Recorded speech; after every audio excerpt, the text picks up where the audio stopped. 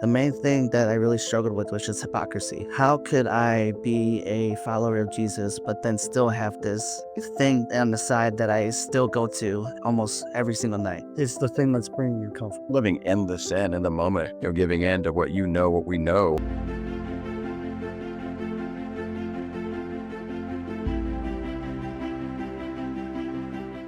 Emotionally, how do you feel like this affected you guys emotionally? The addiction. What do you think, Austin? Let's throw this over to you. Um, I guess emotionally it was very draining because kind of like how you were saying, just like having this thing be your source of comfort and not relying on anyone else. I had a background of being in a Christian home, being in a private Christian school, going to church, that kind of thing. The main thing that I really struggled with was just hypocrisy. It's just, how could I be a follower of Jesus, but then still have this thing on the side that I still go to almost every single night? And emotionally, it really wrecked me to the point where it's like, am I even saved? Like, how could I bring this to God if I can't get rid of it? Like, if it was any other type of emotion, I feel like I could have conquered it on my own. But I feel like with this type of sin, it's just, you need that emotional stability with a community around you. And for me personally, yeah, it was just very um, draining because I would just turn everything off in terms of cares about my family, cares about my friends, even through the church. I'll put on a face and go back home and just act out. Um, but yeah, yeah.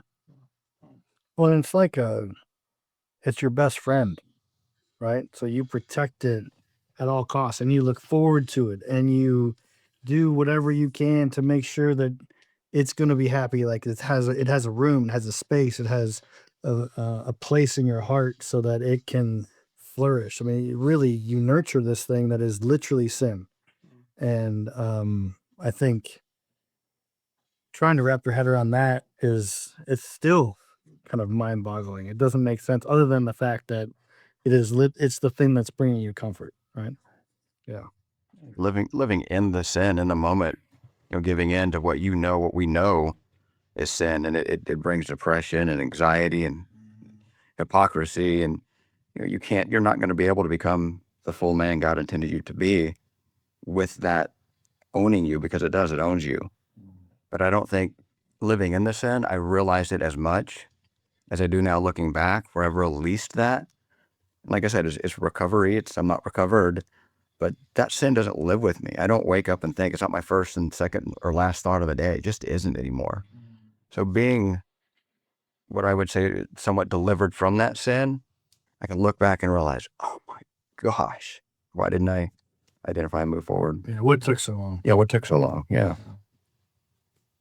I think of like the unavailability. Like emotionally, I was so unavailable for others, and specifically my wife, where now it's like I can be emotionally available. I was so worried about, what I was going to do, you know, protecting myself, protecting everything around me. Like I didn't really care, if I was like empathetic or, was connecting emotionally with somebody. Um, we joke about it. Like I think my wife said the other day is like I don't think she had seen me cry in the first whatever what would have been like 11 years of knowing each other. And now it's like I cried watching my daughter at her swim lessons last week. So I just think of that just truly not emotionally available at all during that whole, process. Yeah. Yeah, I would agree with you. I think that oftentimes we are so emotionally stunted, we don't recognize, we don't even know it, right? We don't know that we're not feeling because this is just life. Life has always kind of just been this way. And so I don't know what I don't know. But when you're on the other side of it and when you're crying at your daughter's swim meet and you're feeling that maybe not for the first time, but because you've been feeling it for a while now, but you're able to look back at that and go, why didn't I do this so much longer? So much further back, because I've missed so much. That's one of my biggest regrets is the time. I prided myself on that I never spent money on my addiction. I didn't look at it as an addiction. I prided that I never spent any money on this thing, right? But what it stole from me was so much time with my family, so many emotional memories with them, so much joy and excitement on little things like that. Something where you're actually able to feel an emotion of a fun time with your family, where we were just so numb. What I was. Well, and even a challenge that if somebody's watching and thinking the same thing as far as the money piece, like challenging that of how much productivity are you losing every single day? I mean, the amount of money I could have made, I mean, is just ridiculous. So you are actually you're costing the potential, right? Yeah, it's crazy. The selfishness gives way to empathy, which for me, for a lot of men, empathy wasn't a thing. I didn't feel, you deal with your own feelings, I have mine. I'm going to take care of mine and baby them. But you give away some of that selfishness, and then it opens up, like you say, the neural pathways of your mind. It physiologically changes. And you cried at your daughter's swim meet. I tear up constantly, and I just don't understand it. Yeah. But it's cool because I feel. But before I was just numb. But manly men would say that's weak. A big truck. Yeah, that's my whole point. Is that I think I don't think that manly men. I think manly men do cry. He's such more of a man today than he was 3 years ago. Yeah, 100%. yeah. So a manly man is not a guy that doesn't feel emotion, right? That just pushes things off, that just pushes it down and moves forward. Because the problem with that is that, again, the destruction you're doing around you. It's a coward. In many respects, it is. And I don't think, and here's the interesting, I don't think we recognize the destruction we're doing in that. Because as we start to learn more, so we're learning these amazing things between the spiritual aspect of our addiction, the neurological aspect of the addiction, but then we start bringing in, what is attachment? What does that look like? How did I learn to attach as a young person? And then based on the way I learned to attach as a young person, now that's the way I attach as an adult. So if I didn't have a father that was emotionally available, if I had a mother that was constantly, dismissive and or absent, then I learned that. And that becomes hardwired inside of me. So as an adult, what do I become?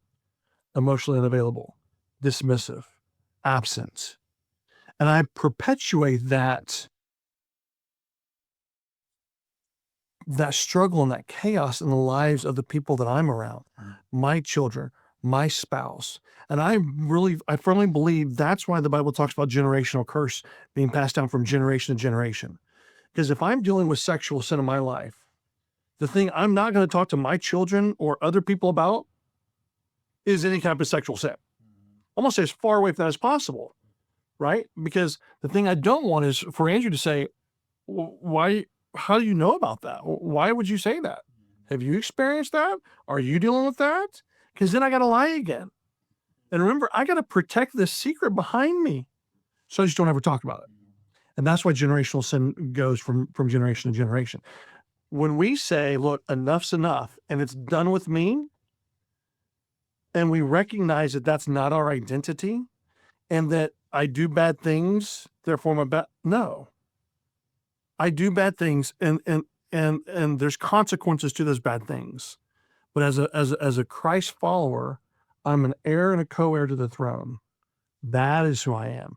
Now I can say, okay, I start living out of my identity.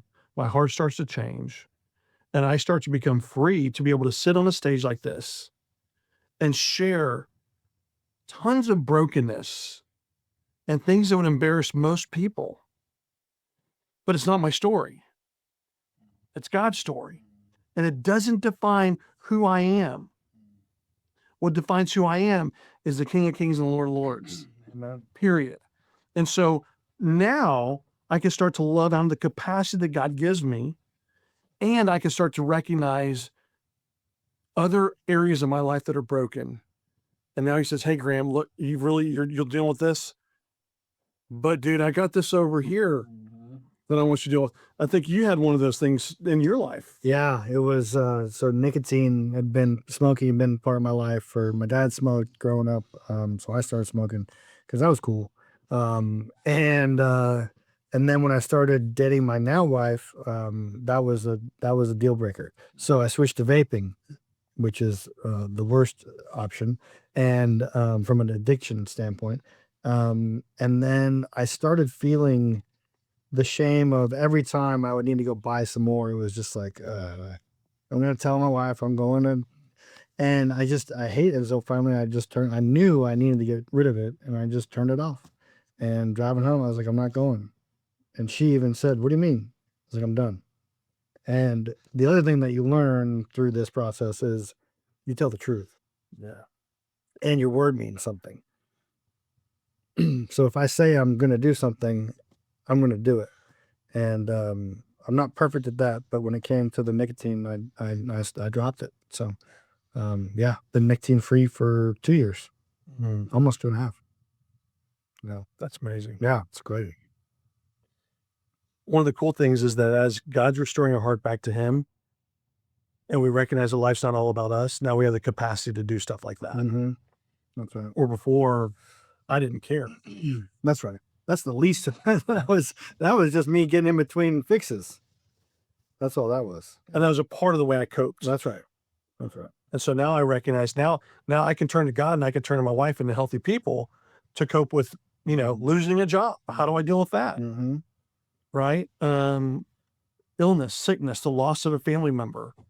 How do I deal with that? Well, I turn to the people that I love, and they help pick me up, and they walk me through that time. The understanding that you're truly just medicating, once that starts to kind of click, I feel like that was also a turning point for me. Is like, I'm literally just medicating. I'm numbing pain and also accentuating joy that I perceive. That's all you're doing is medicating and taking a drug. So you got to figure out why you're medicating while you're doing the steps necessary to prevent yourself from falling back in. That's good. And that's what the group's about.